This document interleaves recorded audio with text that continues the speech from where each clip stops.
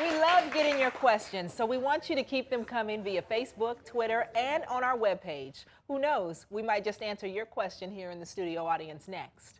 Welcome back to the Daily Helpline. Now with us today is co-host Sean McMillan, and we're going to switch things up just a little bit now. We're going to switch gears, and we're going to go to the audience. So who's first? Hi there. Hey there. My name is Amanda, and I have a question on dating. Okay. So society has established this 3-day rule for guys whenever they ask ladies for their phone number.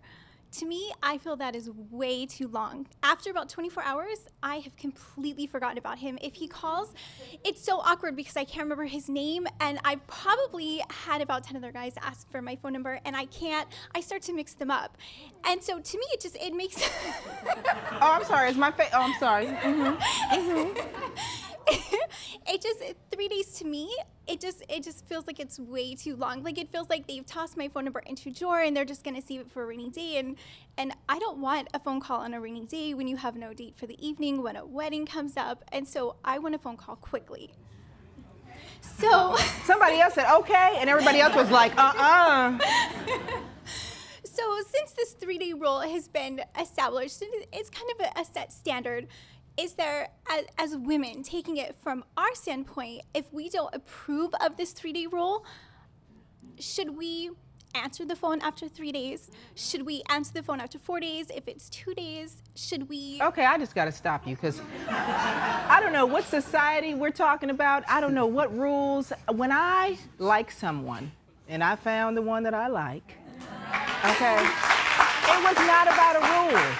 It was about my rule. If I wanted him in my world, then I was ready to receive. Now, I had my boundaries. I knew what it was that I wanted. And so what was comfortable for me was what worked for us. It has nothing to do with society because I'm not dating society. I'm dating the one that I want, and I want him to want me. So what I would say is leave all the books alone, leave society alone, and if you want the guy, drop the rules.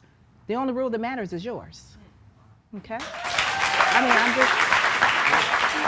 You shouldn't want a guy who has nothing else to do but call you in 24 hours.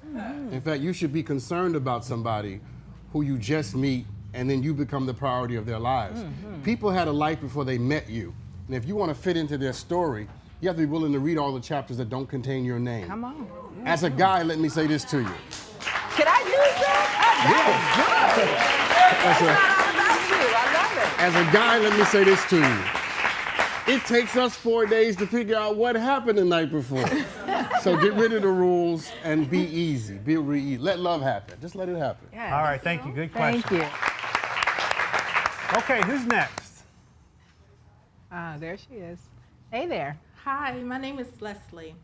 My question is, as a child, I was always able to start something and not finish it without any consequences. And now as an adult, it has rolled over into my adulthood and it has become like a huge burden and inconvenience. And I want to know, how do I break this?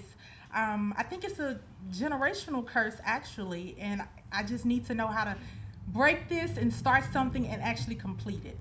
Well, first, let me say that I can't say that I actually believe in generational curses. But let me further say to you that procrastination destroys lives. It destroys opportunities.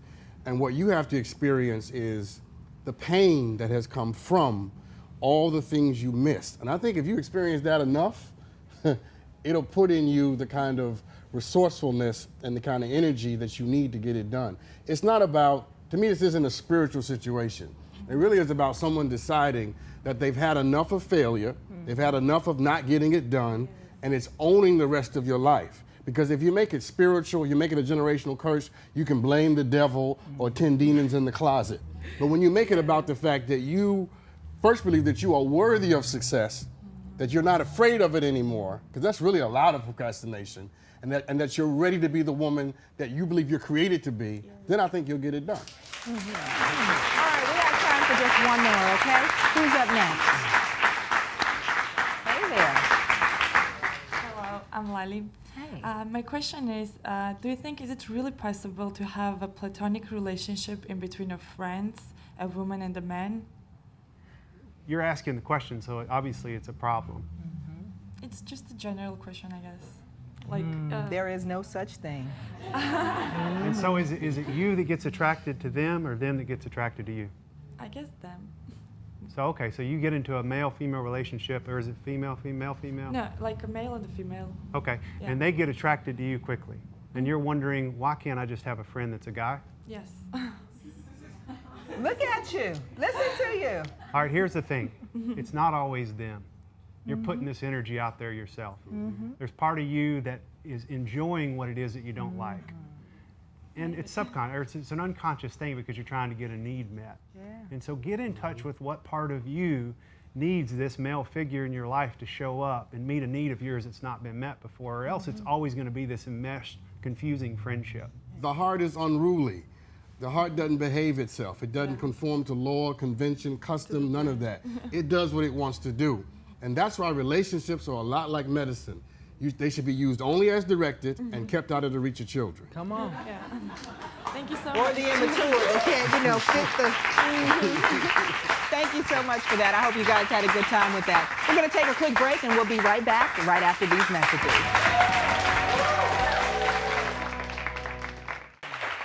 We love getting your questions, so we want you to keep them coming via Facebook, Twitter, and on our webpage. Who knows, we might just answer your question here in the studio audience next.